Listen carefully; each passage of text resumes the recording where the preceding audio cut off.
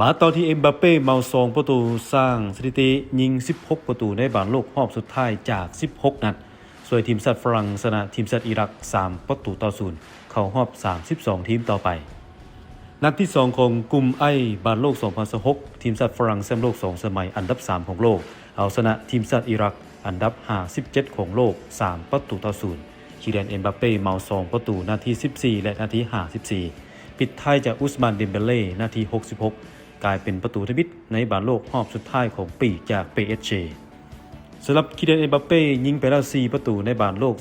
2026พร้อมทั้งสร้างประวัติศาสตร์เป็นนักเตะจากฝรั่งยิงประตูหลายสุดในบอลโลกรอบสุดท้ายรวม16ประตูจาก16นัด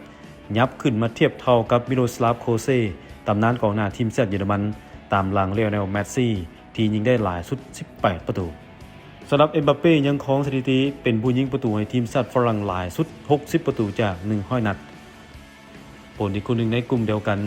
เออร์ลิง ฮาแลนด์เมา2ประตู2นัดติดต่อกันพาทีมชาตินอร์เวย์หรือนอร์แวร์เอาชนะทีมชาติเซเนกัล3ประตูต่อ2เข้ารอบ32ทีมสุดท้ายเช่นกันเออร์ลิง ฮาแลนด์เพิ่มสถิติยิงประตูให้ทีมชาตินอร์เวย์หลายสุด59หน่วยจากการลงเล่น52นัดและสร้างประวัติศาสตร์เป็นนักเตะนอร์เวย์ที่ยิงประตูในบอลโลกรอบสุดท้ายหลายสุดกลุ่มไอผ่านไป2นัดฝรั่งและนอร์เวย์มี6คะแนนเท่ากันเข้ารอบ32ทีมสุดท้ายขณะที่เซเนกัลและอิรักยังบ่มีคะแนน